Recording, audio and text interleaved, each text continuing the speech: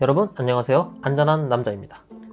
오늘은 제가 산업안전 지도사 2차 시험을 공부했던 방법에 대해 말씀드리려고 합니다. 아시다시피 지도사 1차 시험 일로부터 2차 시험일까지 대략 70일 정도밖에 준비 시간이 없습니다.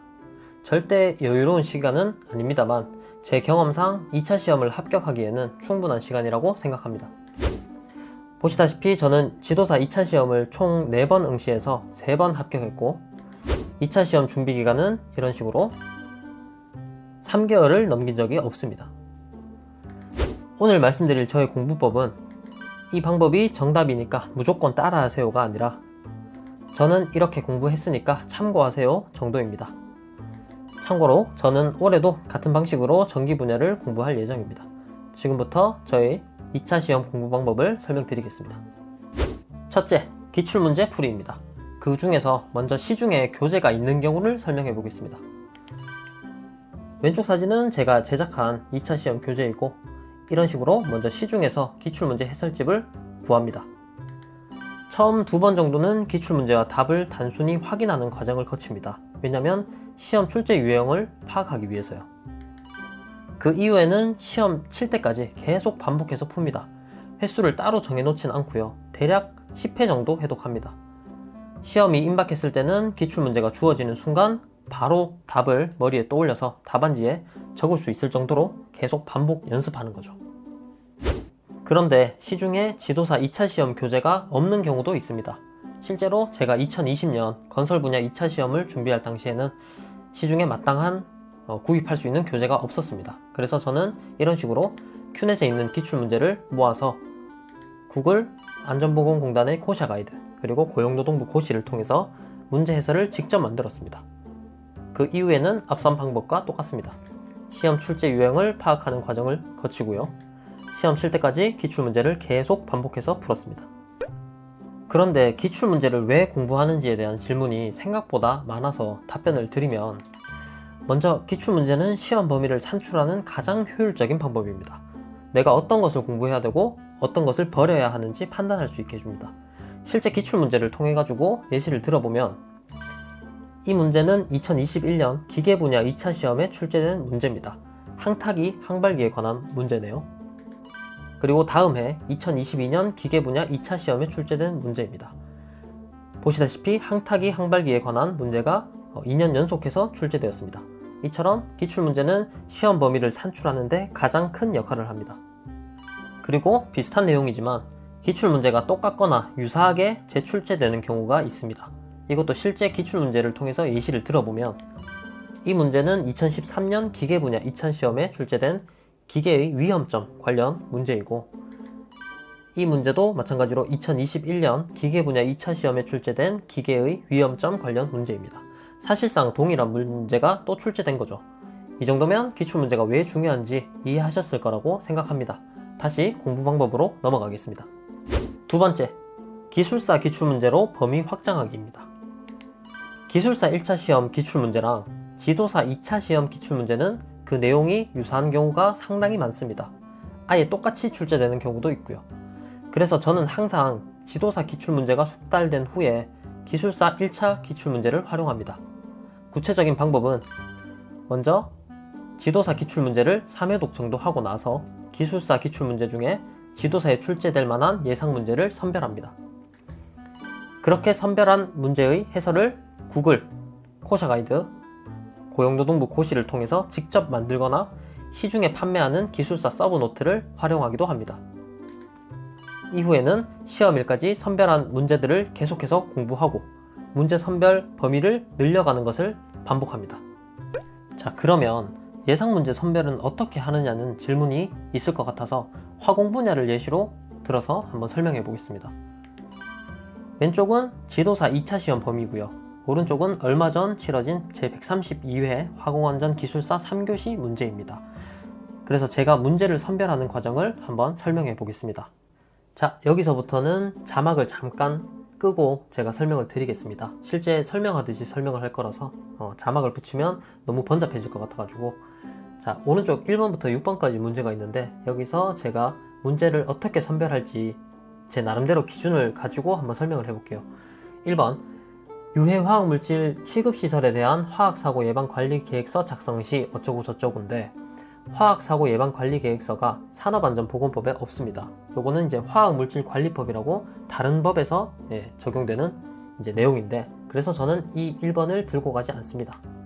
1번은 과감하게 제외시킵니다. 산업안전보건법 내용이 아니고, 화학물질관리법 내용이 만약에 지도사 시험에 기출이 됐으면 들고 갈 텐데 그런 적은 없기 때문에 1번은 버립니다. 2번, 재해 사례 연구를 통해 안전성을 향상시키기 위한 재해 분석 방법과 절차.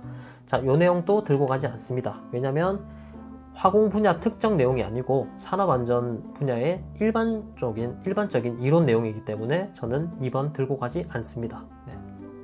3번, 폐리튬 이온 배터리의 재사용 방안으로 어쩌고저쩌고 화재 위험 특성을 설명하시오. 이 문제는 저는 들고 갑니다.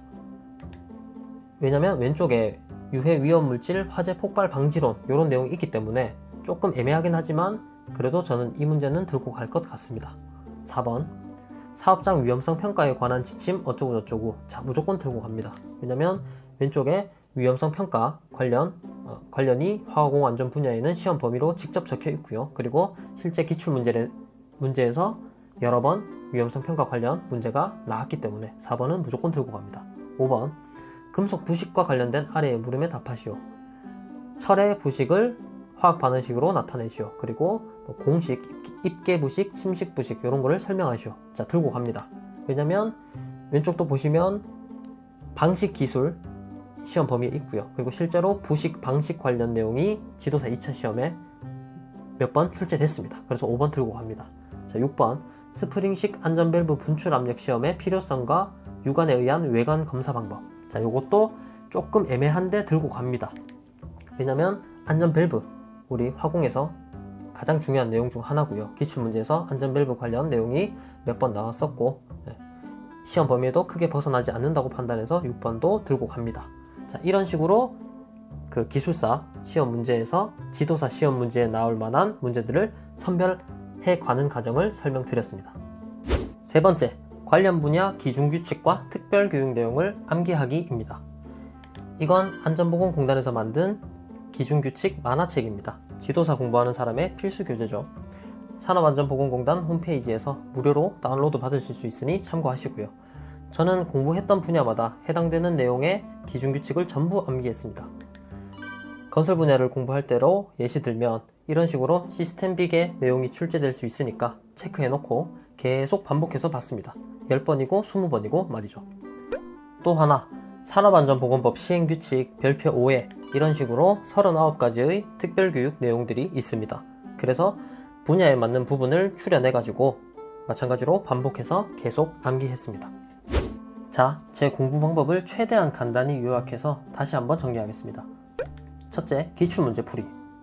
둘째, 기출 3회독 후 기술사 기출문제로 범위 확장. 셋째, 기준규칙과 특별교육 암기. 그래서 저는 항상 딱 이렇게만 공부하고 60점으로 합격하자는 마인드였습니다. 매번 똑같습니다. 정말 운이 좋게도 이 전략이 실제로 유효한 걸 느낄 수 있었고요. 그리고 제가 오늘 말씀드린 지도사 2차 시험 공부 방법을 그대로 담은 교재를 판매하고 있어서 짧게 안내 드리겠습니다. 참고로 제가 합격했던 2차 시험 과목만 판매하고 있습니다. 크몽에서 안전한 남자 또는 안전한 남자 2차라고 검색하시면 구매를 하실 수 있습니다. 구매 링크는 고정 댓글을 참고해 주시면 감사하겠습니다. 마지막으로 제가 2차 시험 공부를 할 때 반드시 지킨 것들을 말씀드려 보겠습니다. 첫째, 매일 하루 2시간, 주말 4시간 공부하기입니다. 저는 70일 안에 합격하기 위해서는 이 정도 시간은 최소한 확보해야 된다고 생각합니다. 둘째, 코샤 가이드, 고시를 의미 없이 읽지 않기입니다. 이게 무슨 말이냐면 코샤 가이드랑 고용노동부 고시를 이용해서 답안을 만드는 것은 좋은데 그 방대한 내용들을 전부 읽는 것은 개인적으로 시간 낭비라고 생각합니다. 저는 그 시간에 차라리 기술사 문제를 더 선별해서 풀어나가는 것을 추천합니다.